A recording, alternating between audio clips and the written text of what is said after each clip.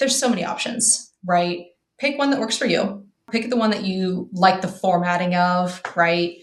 And as long as you can pick something that you like, it's going to bring you consistency. That's how you're going to accomplish your goals. Lachey, welcome back to the Pilot Network podcast. I'm so happy to see you. How are you? Thank you. I'm so happy to be here. I was very excited when I got your email and you're like, hey, let's do another session like ASAP. I was like, Yeah. absolutely. Yeah, for sure. Because we're in the health and fitness month of April on TPS Yep. Pro. And one of the coolest parts of being in that space, especially I had to do it for April, right? Because we want to start getting in the beach body shape, or at least shed a little bit of the dad bod for me anyways, before the months start wrapping up. Speak for yourself. I'm in South Florida, so it's Yeah, right. Yeah, 24/7, 365. 365. Yeah, that's right. I remember those days. It was worse then than it is now. And the first thing I wanted to start off with was, of course, this podcast is for the network, but it's really about me because I have questions about what is happening in my life. So I had shoulder surgery last April. Yep. I have gotten through my PT for the most part. I still have a couple more sessions. Luckily, I was able to do that. I've noticed I've got, I still got a lot of lingering soreness, a lot of pain due to some other stuff that I got diagnosed with, something else from the VA. And, I'm kind of going through some of the motions there and getting myself back up to full speed. Mm-hmm. And I wanted to be 100% before I go back to work because I don't want to go back to work, sit in a cockpit, which it's funny. People are like, well, can you lift weights? I'm like, yeah, not like I used to, but I can. Right. The idea is, that part doesn't bother me. What bothers me is the sitting.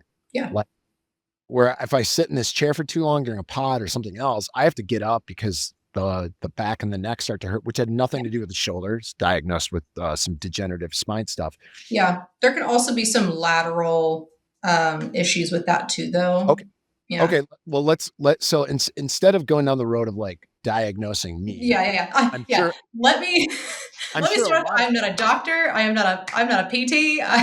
Yeah, okay. Yeah. Those are not my expertise, but Go I am seek a your personal medical trainer. professional for any directed advice on what to do to Yep. fix problems that you have, your PT, your doctor, your primary care physician, your AME. Those are the people you need to talk about. But in this case, for a lot of us, whether or not we're in great shape or not, we have to sit for a long time. So what is the best mitigation strategy that you know of to get out of that seated position, that thing that seems to cause more problems than anything else that we do, especially over the cumulative act of a pilot career? Yeah. So in my flight crew health course, in the fitness module, the first lesson, or maybe the second lesson, I talk about what's happening to our bodies and the areas that are shortened, that feel the stiffest or we feel the most pain in those seated positions, and what that's inherently doing to us, and why just basic movement is so important. So if you don't have to be sitting, you can take a short walk. You can do like standing, sitting, or ground stretches. It doesn't have to be very long, it'd be like 5-10 minutes, and just getting a few steps in, because even general movement around isn't just going to help you not stay super stiff and sore. It's also going to help you burn a little bit of extra calories throughout the day, which is going to end up going towards your overall calorie expenditure, which is going to help you continue to reach towards your goals. So yeah, just when you're thinking about, you're in that seated position, the specific areas that are causing you the most issues, also think about the areas that those areas are connected to. So let's talk about like our back, for example, right? Because I also have some disc issues, back problems from being a helicopter pilot. Yeah. Yeah. To pause, everybody. I mean, you heard it in the intro with Lachey's background, why she's back again. But go back and listen to the first podcast that we did about a year ago, live, quote unquote, from TPX, and you'll get the whole background story. So this is almost part 2. So if you want to know the ins and outs of how Lachey got to where she is, go listen to that. That will make a lot more sense. But we're not going to go into that. We're going into practical, real world tips Right. to actually put you in a better physical position where you feel like you're younger than you actually are Yes. while you're flying airplanes for a living. So sorry to cut you off, but Yes. No, no, that's fine. Yeah, like real quick for everyone, just so that they they have my credentials. Is like I'm a prior Apache pilot in the Army, certified personal trainer, nutrition specialist. I had to navigate my own health throughout my military career, and then again as I transitioned into fixed wing when I got out, I'm training my own personal clients, and then also just talking with CFIs, other people within the flight school that I had started attending. So that's just a real quick down and dirty. But yeah, so we're talking about our back. So don't just think about like this specific area of my back hurts. So let's talk about the lumbar, the lower back, because that's where a lot of more major issues happen with air crew specifically because it can be a very fragile area of the back. It's prone to a lot of injury because just the way that we move or tend to move inappropriately. But what else is connected to our lower back? It goes, a lot of these areas connect to a different part of our body that can also contribute or receive injury as well because of like the lumbar that is damaged. Other parts of our body are going to try to compromise. So our hips are going to try to compromise for what's going on in our lower back. So oftentimes, when I'm just thinking about my back hurts, it's like, okay, what can I also do to strengthen my hips or stretch my hips so that it helps my lower back too? Because yeah, it's not always going to be isolated to like one specific issue. So we have to think about the underlying or connected parts of our body that are also receiving or contributing to those issues. okay. So I get off a long flight. Mm-hmm. Long is relative too for some people. I get off a long flight. First thing that I can do to mitigate what I just did. So let's say you're an international pilot. You just flew in Yep. hours. You were in the seat for 6 of them. What's the first thing I can do when I get to the hotel, even if I'm dead tired, to help mitigate that future cumulative issue? Yeah, I would start with your hips. Start stretching your hips out. Um, you could even go for a short walk before or after you do a stretch. But yeah, stretch those hips out because all of those muscles and ligaments and tendons that are going through like your quad into your hips and then upward into your abdominals and then also the reverse side, your hamstrings, your glutes, and then your lower back, those areas are going to be super, super tight. So if your hips are super tight, that's going to cause a tight back and potential back problems. So we want to start by focusing on the hips, the spot that's been shortened the most for the longest period of time. And even if you don't want to like call it a yoga routine or whatever, just do a few stretches, right? If you're just turned off by that term and you're like, I don't do yoga. Like that's for no, like a lot of men will be like, isn't that like a girl thing or woman thing, whatever? No, it is not. If you care about yourself, your body, and the longevity of it, then you'll do some yoga stretches. So I would start with that. Um, and again, that can be done seated. You can still stretch those areas in off of a chair or something like that, in bed even, if you're feeling like extra out of it. But on the floor, standing, there's so many options out there for stretching in general. And honestly, like I've stretched in the airport before. I'll stand there, do a quad stretch while I'm waiting for my flight or something. I found it was an Amex lounge, one of those Centurion lounges with a little side room, and they had a couple of yoga mats. And so I went in there and stretched. I can't remember what, oh man, I can't remember what airport it is, but I can show, I can send it to you later just in case. So yeah, I sat in there and I stretched for like 20 minutes waiting for my flight. So that was really great. That's where I would start is definitely the hips, the back. And then of course the like shoulder chest area, because when we're seated, let's turn to the side here, right? We have a tendency of rounding our shoulders forward, our upper back gets rounded forward. And that tends to shorten our chest muscles, our forward delts and stuff like that. So I've got on my YouTube, I think it's on YouTube, but on my Instagram, I call it the Macarena stretch. So quite literally, if you know how to do the Macarena, you can stretch your chest, your shoulders, your neck, and your upper back in the cockpit, at the airport, when you get to your room, like literally wherever you are. And it's literally just like the Macarena dance. So yeah, go check that on my Instagram. I actually did it in a plane while I was flying cross country. So And shameless plug, what is your Instagram? So people have to. yeah. So it's Mile High Health Club. That's my company, Yep. and it's a overall what I do. It's a health platform for flight crews. So I've got the Flight Crew Health Course, as I mentioned before, and that leads into the Community Plus, and that is community of all types of aviators because I come from obviously the helo community and transitioning to fixed wing.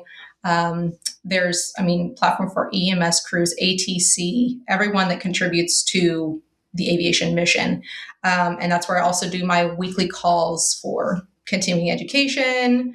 I have on aviation health professionals once a month on those calls.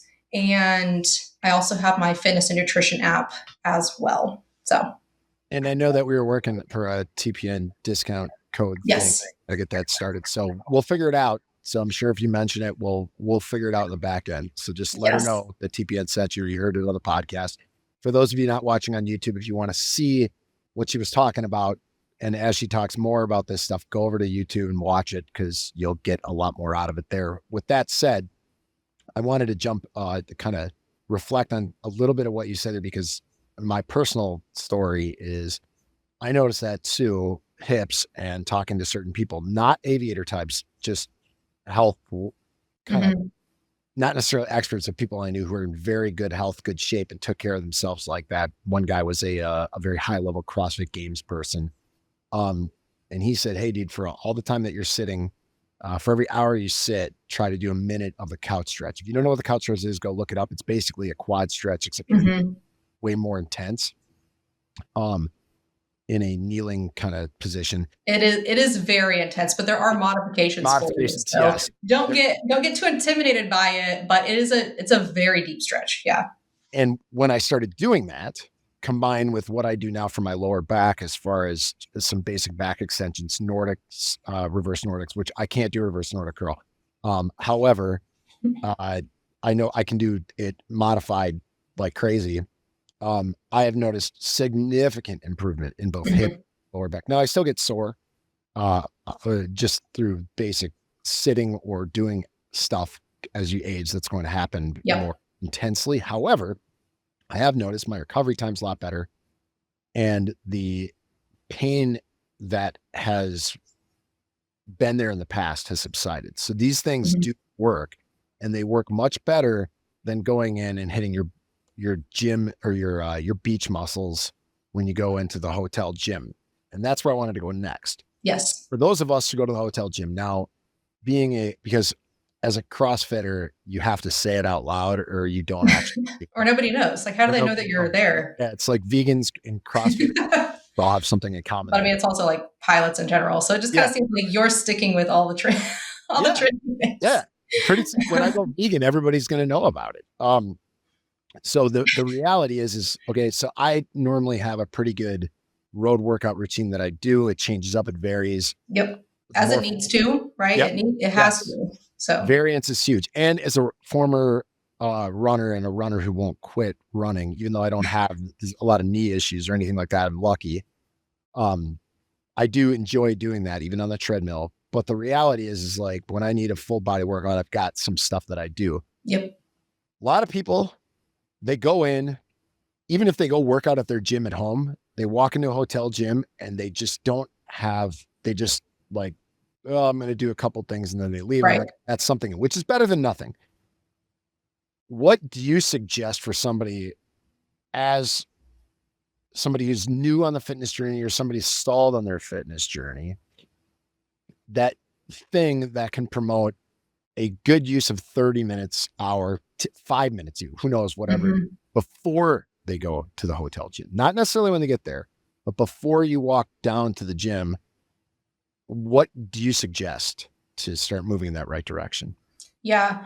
So I actually just did this on one of my latest calls a couple of weeks ago, one of my weekly calls, and I talked about micro sessions. And they are like quick circuits that you already know. You can have them in like in your notes in your phone on a like a checklist, just in your head, and it can be like 3 or 4 movements that you already know how to do with weight, with body weight, combination of the two. Whether you want to do that in a gym, just in your hotel room, at home, whatever. And micro sessions are something that you can do in 10 minutes, 15 minutes, 20 minutes, however amount of time that you have or how many rounds that you want to do. But those movements, you'll be able to do wherever you're going. And I have some of these. So in the Crew Fitness Nutrition app, you can find my programs on there, but you can also build your own single standalone workouts or programs if you want to, because there's a whole bank of various exercises, movements, stretches, all kinds of stuff. Or you can take one of the workout days from one of the programs. You could actually change anything in there that you want to. If you're like, I don't want to do this movement, or just I can't do this movement yet, you can switch it to something else. And you can save that as a standalone workout. So you can also just save it in the Crew Fitness Nutrition app. But just have that one or two of those micro sessions available to you, so that wherever you are, you can do that. Again, they don't have to be very long, and they can be weight, no weight, that kind of stuff. That's things that I do whenever I travel. I've done that for many, many years at this point, just so that I don't become stagnant in my program. Because even though you're running a program, it's okay to come off of that program so you can still get workouts in if you're not in a environment or location that allows for you to do some of those specific movements in that program. So say we have like TPN coming up, right? If you're running a like full on gym program where you're using a lot of plates, if maybe you have like a sled involved, a push sled involved, stuff like that, you're not going to find a lot of those things at hotel gyms. So you're going to have to adjust if you're, probably going to hang out in Dallas this year. So hanging out in Dallas for like at least a week, maybe, you're not just going to not work out for a week because nothing suits your program that you're currently running. So have those micro sessions available to you so you can go knock those out for a couple of days in the week while you're at the conference, for example. Yeah. Yeah. So an example of that, and I wanted to get you can grade this. So Okay. here you go. You can judge me. I have had 2 that I run, or that I have 3 actually that I've run pretty religiously over the years. Mm-hmm. When I've hit a point where, okay, I have a short period of time, I'm stuck. COVID was a great example of this. Yeah. Stuck where the hotel gym was closed. And people are going to laugh at this one.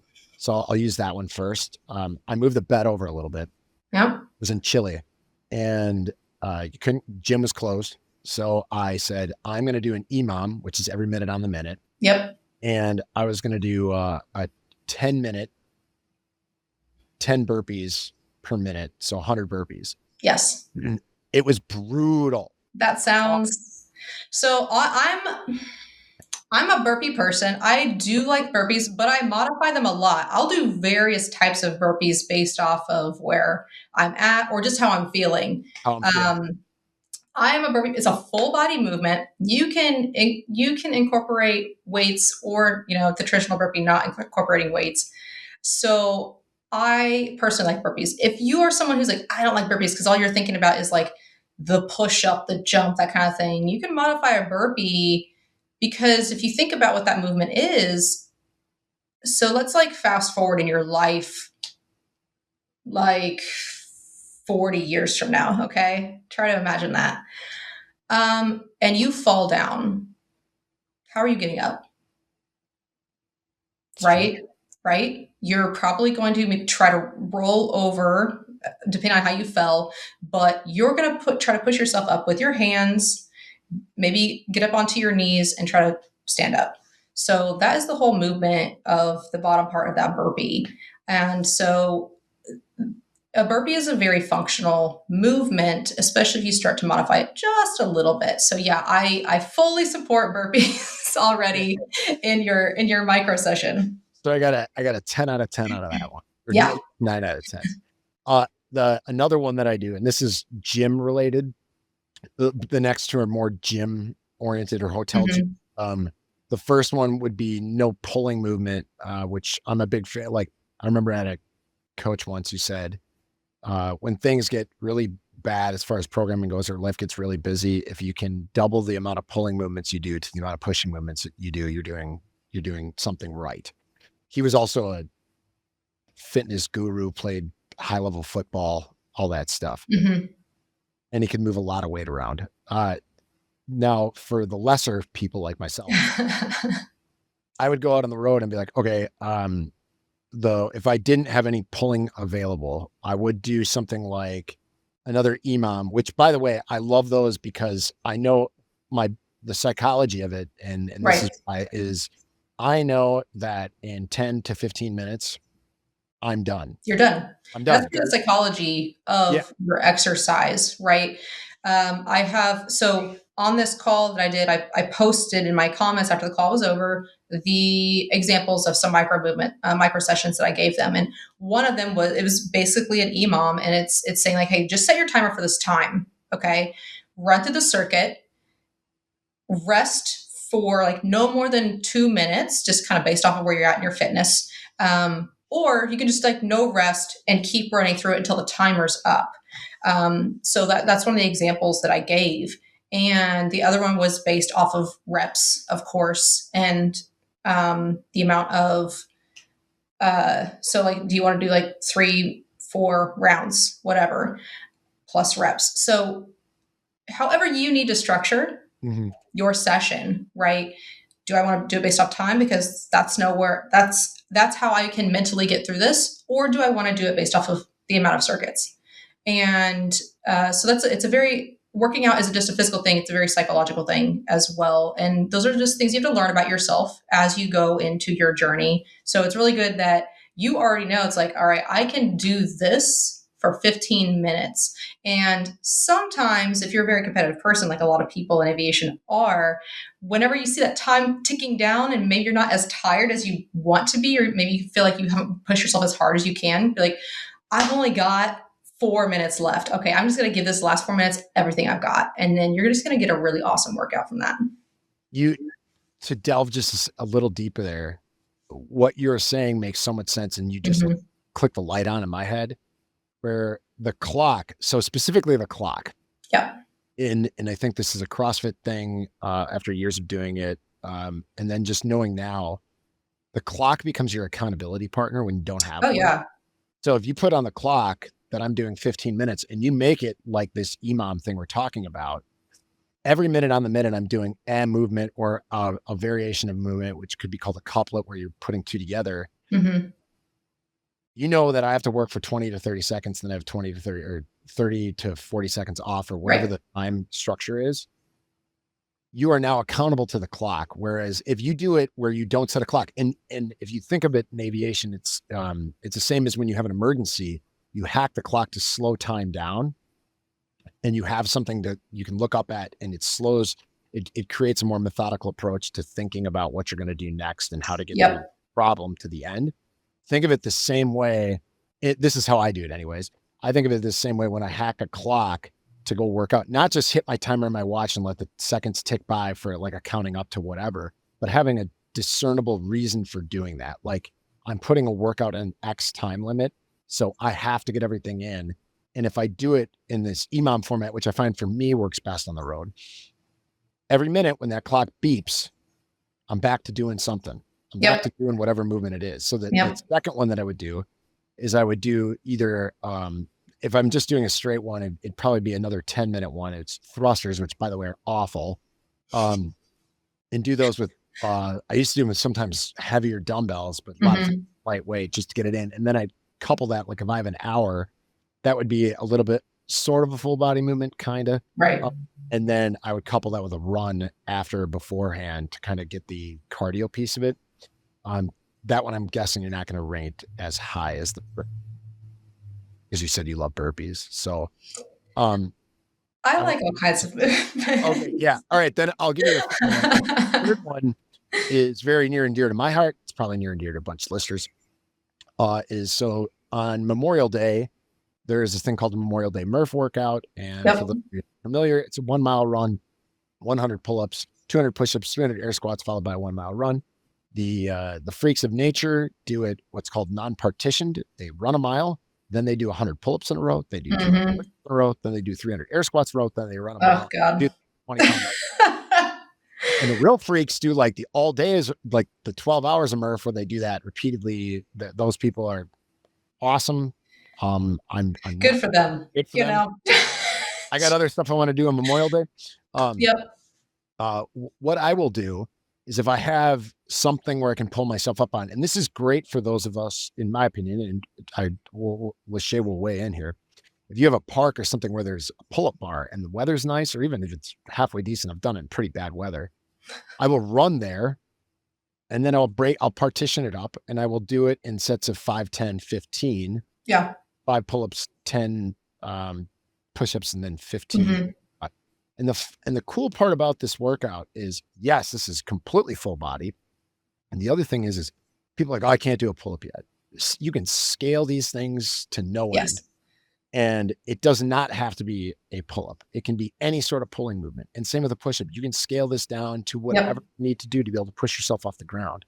And air Hmm. squats, if you tire out on air squats, you don't go as deep. And if you can't run, you run walk, or you walk, but you're doing something. Hmm.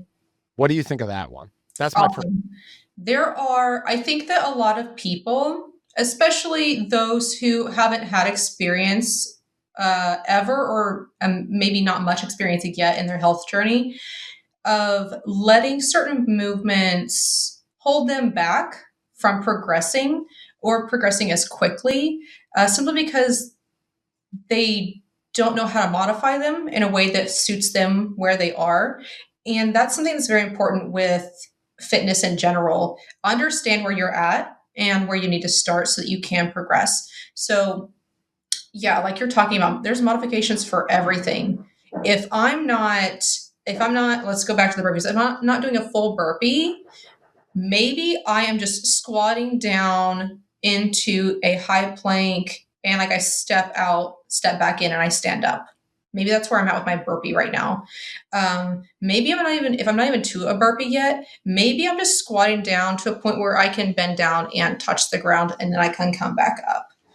Something as small as that is where some people are honestly starting, and all the way up to you've got like a couple of 30s, and you go down, jump out, push up, and then you're jumping up with those 30s, something crazy like that, right? Which I've done before, and I could not do obviously as many burpees as at that point, but so I'll just kind of explain the way that my programs are built. They are on kind of like a waterfall, if you will. So you start off in the dumbbell program and the no, not the kettlebell program. Kettlebell program's timed. The dumbbell and the bands program are based off of repetition. So your first round's 20 reps, your second round is 15, your third round's 10, and your fourth round's 5. If you want to, you can combine those last two, the 10 and the 5, and just do 2 rounds of 15s if you're trying to save some time or something like that. And then I have some built in modifications for those. So make your programming, your exercises flexible enough to where you can get your workouts in wherever you are. If you see a program that you're like, oh, man, I like a lot of it, but there's just things in here that I'm not confident with, change it. Just change it. And I mean, people can always like email me, reach out to me. Google's got answers. So if you want to modify something, there are so many modifications out there that you can utilize. Don't let those things hold you back from progressing and getting healthier, getting stronger, and just becoming more capable. I think that's one of the biggest things is people let that fear of just not having the knowledge yet kind of hold them back a little bit. And I don't want that to be the case for people. And I know there was like was there a second point also? No, so I think that, but you left off at a great point, because the idea of your fitness journey can, wherever you are on it, you can Hmm. always find something new, innovative, and applicable to the situation you're in. And I think sometimes that's the toughest part for a lot Yeah. of people. Like, and especially if you're on a layover, you probably have the time, even if it's for a Right. minute, you have the time. The reality is maybe you're intimidated by the start. And Hmm. to talk about the start, I wanted to kind of delve into the other side of it. The fitness part is super important, but I I use this as my, like, I say this to my wife, and I've said it many times, is when I was a big runner, I was actually a lot heavier, and I realized after time I couldn't outrun my mouth. Um, I would eat way more than my body actually needed. I still struggle with that. I have for Hmm. entire life. I have a high food drive. I have oral fixation. I like to talk a lot. It's basically all the bad things that one person. And if I could eat cereal, specifically sugar cereal of the most awful kinds, 24 hours a day, 7 days a week, I would, and I would never think twice about it, because I it's guess so, the good news for you is that there's so many protein cereals now. yeah. Oh, believe me, I've gone down that road too, and I will eat an entire box without thinking. Oh So God. the reality is, here is, for me and for others, the more, the frightening or more intimidating or harder part is the journey that we take with a fuel for our body. And I say Hmm. fuel for our body because I'm trying to constantly change my mindset Yep. that food can be fun and delicious, and it can be good to indulge now and again. In fact, it's required, or Right. you will fail every time. But staying true to what you're doing at home, which, by the way, for me is easier on the road than it is at home, having two little kids who basically are just little machines for And me. for some people, it's actually easier to get into a routine when they're away from Yes. influences, family, that kind of thing, right? Because this is actually something I talk about in the course, and it is your environment. How is your environment shaping your habits, your routine, right? Are you setting the routine? Are you establishing the habits that are being done?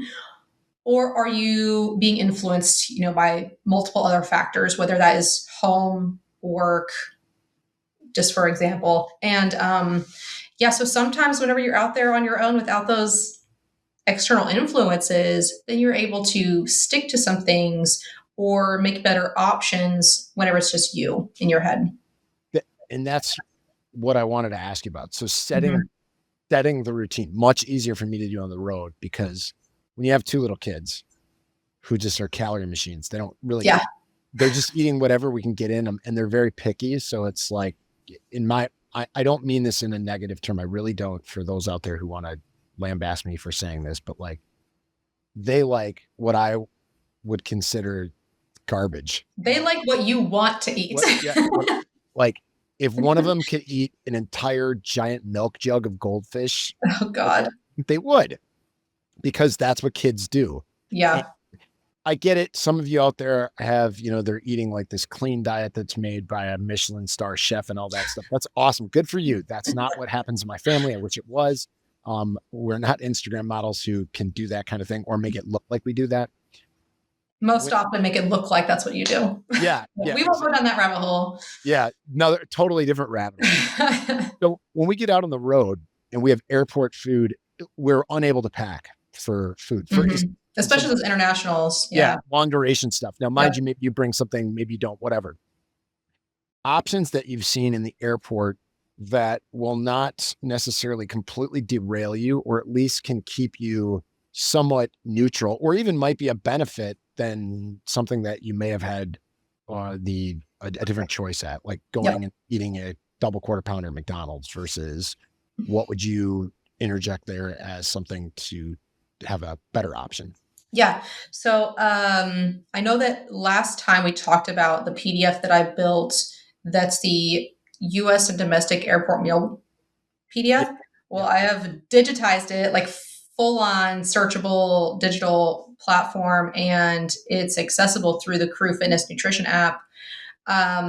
So in that, what I've done is I have recommendations for meals at and listed the restaurants in every terminal or course concourse at these airports. And in addition to that, which I need to move where I have these to make them more accessible, but I've also built a table that says, hey, here's the different ways that like proteins are prepared. So let's talk chicken, for example, because it's very popular. So different methods of cooking chicken is like baked, grilled, um, pan seared, fried, blackened, XYZ, right? And identifying whenever you get to a restaurant, it's like, okay, so I want to prioritize my protein, right? Because that's you should eat protein forward, right? That should be your first choice in choosing your meal. And when you do so, it's like, all right, what are my options? If you're sitting in a place that's just like straight up fried food, maybe you just go somewhere else.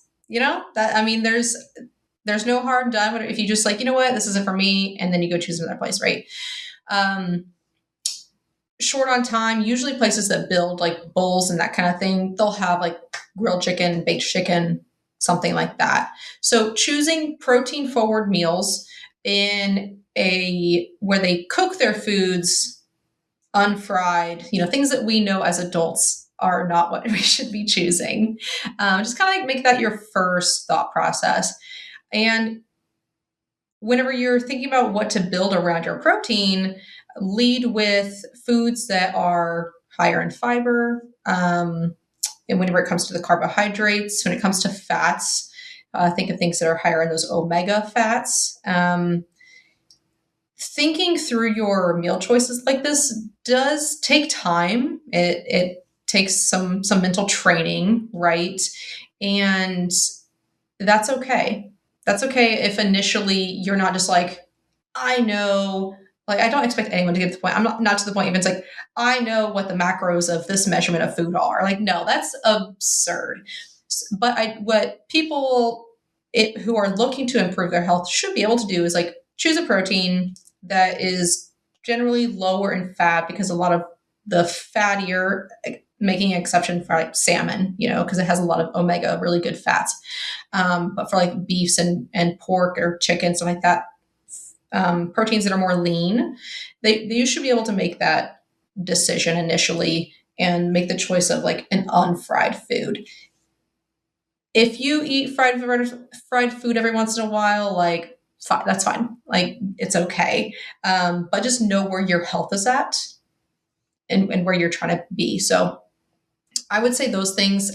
So yeah, I do have a chart and that has like guides to this is how you can choose your proteins. I also have a snack and meal guide also that I need to get back out there. I've changed my website around a little bit, and so those were available for download initially, really easily. I need to re-put that back out there. But yeah, I would say choices like that and understanding how to choose food initially is really important. And just to like back up a little bit, whenever we first started on this topic, and you said you were a runner, and said you were heavier whenever you were a runner, a lot of like cardio, steady state cardio only people who are like die hard. This is my workout. This is what I do. This is what I love. That's great. But if you don't understand why your body's not changing after all this time of choosing that activity, there's a lot of factors that come into play. And you said that one of your biggest issues was that you just love food. You love to eat. I mean, same. Say, I love food. I love flavor. I love all kinds of food. I'm not like a sweet or a savory person. I'm just like, I love food. All of it. I love all of it. All of it. You can tempt me with a pastry very Yes. easily. But I understand that about myself and the things that I have chosen to do to prevent myself from getting into a space of taking away all the progress that I've worked for is learning how to make my foods healthier but still taste really freaking good. I've started teaching myself how to make these like really, really good protein desserts, like protein cake and stuff. That I've tried a lot of different brands of things, and it's just not what I'm looking for because either the flavor's off, the texture's off, something like that. So I've just been teaching myself how to do these things and adapt. And there's so many options out there that people don't know exist. But yeah, you have these companies, of course, that are like everyone's on the protein train right now, so I'm just going to pump out a bunch of like these protein options. So like they're there now, they're easily accessible, but also watch what's on that nutrition label of additional things that are in those, because sometimes a lot of times they'll also be high in sugar, high in saturated fats and that kind of stuff that maybe don't fit within your calories. So, because steady state cardio is just that, it's very steady state. And it's then naming it that, you can think about it having the same effect on your body. If you're not adjusting anything else outside of that very steady state exercise, you're not going to really see much of a difference in what you're doing health wise. So unless you change your diet to reflect what goals you're looking for, either increasing or decreasing calories, right? You're not going to see much of a change. But with steady state cardio, unless you're choosing a machine to do that cardio on that has some resistance to it, you're not really building much of any muscle hardly. So your body isn't going to have the ability to burn those extra calories throughout the day when you're not being active. And so whenever you're doing your cardio, you don't have to stop doing it if you want to get better at having a better metabolism, improving your strength, that kind of thing. Those things are going to have to incorporate strength training. And by gaining more muscle, your metabolism is going to improve because muscle requires a lot of energy just to exist. And so if you're looking for something more specific goal wise and not happy with where you're at and you're just doing steady state cardio, I would say start incorporating a strength training routine. But like regardless, even if you're just doing the workout for mental clarity and that kind of thing, still incorporate a strength training routine because that's going to help you with so many other things as well, like your hormone balance, your cognition, neuroplasticity, all kinds of stuff. So strength training is fantastic for so many things that steady state cardio just can't really hit as well. Completely agree. Learned that lesson the hard way. Many years off of hitting anything weight wise, especially as a younger man when I should have been doing it. Mm-hmm. But now I do, or to an extent now I do. But I wanted to hammer on something here. I wanted to ask your opinion, I should say, as we talked about intake, dietary response of both psychologically and physically affected stuff. What's your take on calorie tracking and all the tools that are out there that has become, it used to be Weight Watchers back in the day. It died for a while and then now it is back at levels where I don't know how many calorie trackers there are. And there's a lot of difference. Down to the fact that the company called Calorie just got bought by MyFitnessPal, and you can take a picture and it gives you a pretty decent estimate of what you're doing. I mean, within reason. Yeah. Are the numbers correct?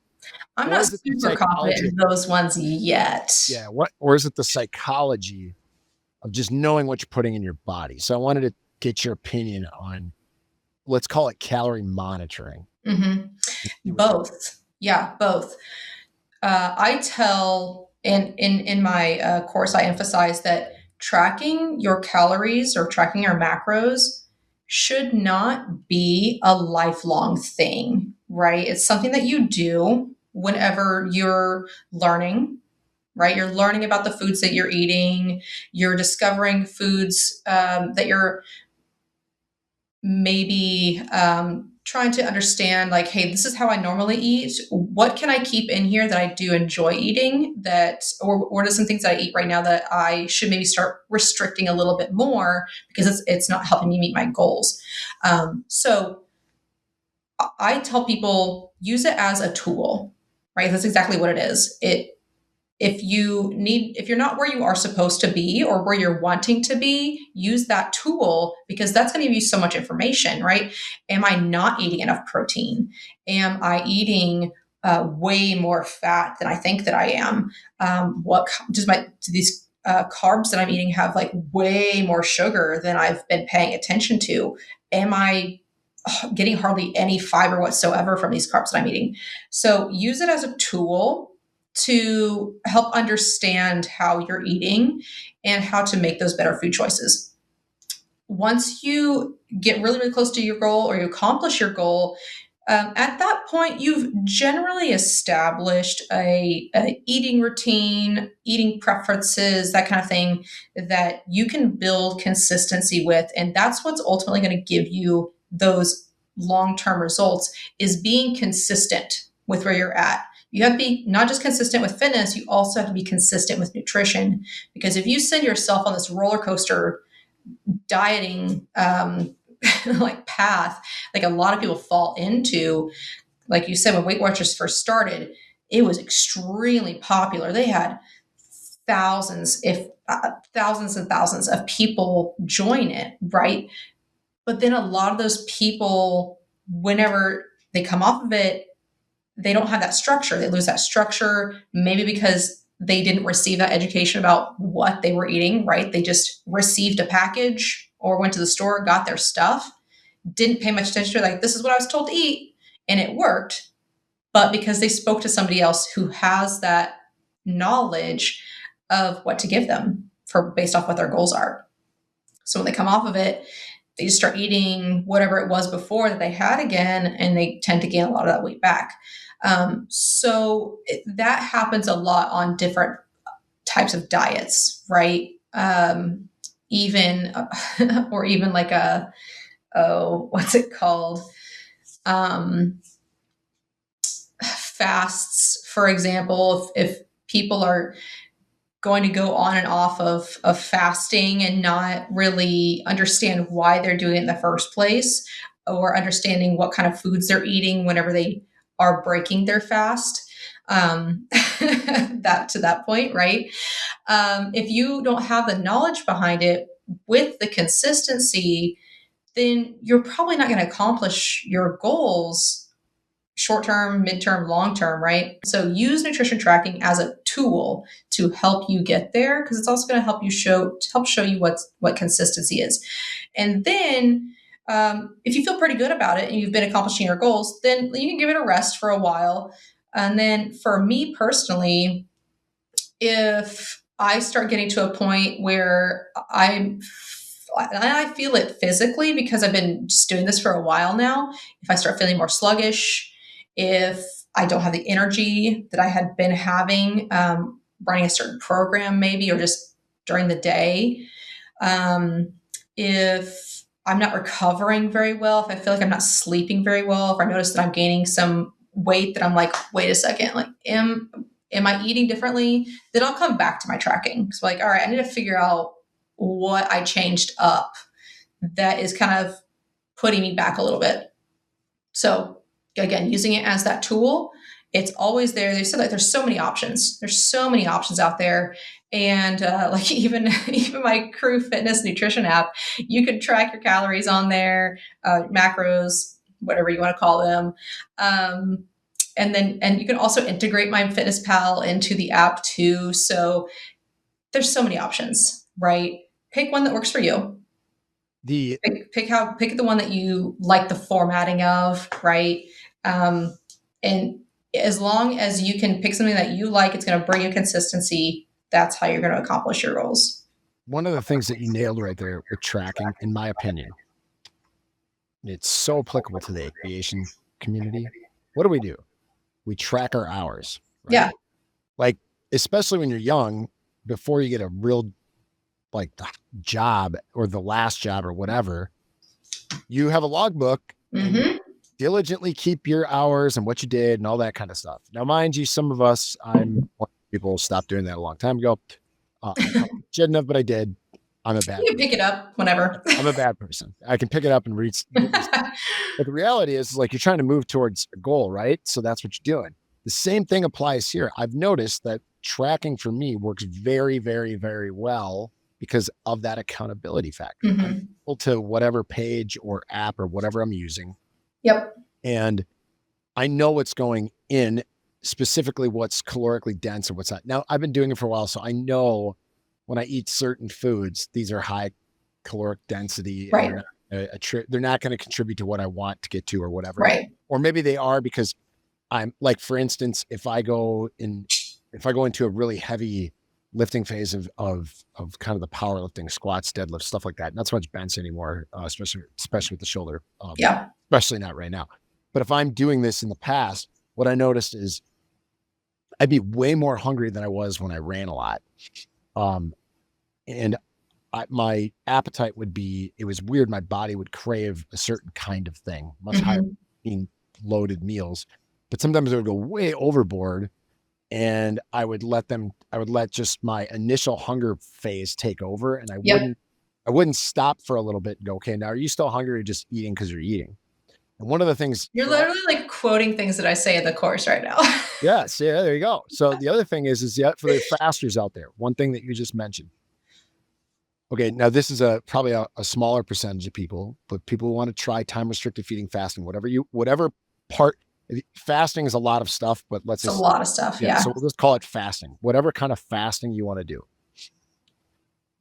I have learned because I have done this before. I did it with no knowledge of what I was doing or why I was doing it. Just like, oh, it helps with weight maintenance. It does not help with weight maintenance if once you break a fast of any duration. So if you break it with a time restricted feeding of 14 hours and you go in and you eat 1,000-calorie meal of croissants and a Danish and a cup of coffee loaded with a bunch of crap Yep. in it, worst thing that you can possibly do to your body, and you will crash like no other. Why do You'll I know crash this? so hard. Done it. And it feels awful. You feel sick. You have to learn how to come out of this stuff. And that's something I've Yep. actually really studied and gotten fairly good at. So I don't fast often. I try to do something once a week that's a little bit longer, nothing crazy, maybe 16, 18 hours. In my mind, that's not crazy. And then I like the time restricted feeding thing's a little bit tougher. With get the kids ready in the morning. And I am one of those nighttime grazer type people. So I have to keep myself busy. If I'm busy at night, I don't do that. Right. But if I'm not busy or if I'm near the pantry, look You're a out, board eater. look out, baby. So what I'm saying out there is, okay, we're not all experts like Lachey. Most of us are like me who don't know. And the only way we can know is to get educated on this stuff and then track, at least for a little while, so you can figure it out and move on. And Yep. by the way, what's really cool about this one little lesson is this one little lesson will make everything in life so much easier. Track anything Yes. you can if you want to get better at it. Yes. I promise you, just the act of writing it down will make you better at it. Yes. It's amazing how this works. Yeah. I still can't believe it's like the biggest secret unlock I've ever found. I mean, just the most basic stuff. Do this every day. If you just check a box, you're like, oh, I didn't do that. You start doing a good habit more. And I've even a total sidebar here. Sorry to hijack, but like I've been trying to be more, what's the word I'm looking for here? Not thoughtful, but intentional about saying something kind to those who are around me, my wife and my. Everybody says, oh, I do that all the time. Do you? Maybe you do, but I probably didn't. And if I did, it was in passing. It wasn't actually intentionally stated. So I started trying to track that. And I've noticed that I've said more intent. I spent a minute or two more a day, letting them know or doing an action that lets them know they're appreciated in my life, because life takes over and you go on autopilot. All of us do it, and you don't have to feel bad about that. That's what happens. Yeah. So take these words as words from a dummy who's learned it, and then words from an expert, who studied it, combine them, and you create your own little plan, or you go get help from Lachey and figure out your nutrition and your fitness path, because that's what she's helping so many of the aviation professional community out there. So I could go on this topic conversation for literally another hour and a half and not Yeah, get to want to be. But instead of doing that, people should delve in and do their own value added exploration, because absolutely. what I say isn't going to help them. What you say can deliver them the right path. So where can people go to find your content, who you are? We've kind of shed a little bit of light on that, Mhm. and a couple, maybe one big 35,000 foot view for somebody who's getting started. So let's kind of do where can people go, and then we'll do that kind of overarching viewpoint, and then you can drop in where they can go right Yeah, after, if that should sound yeah. good. So you can access the Flight Crew Health course on milehighhealthclub.life, and you can get it there.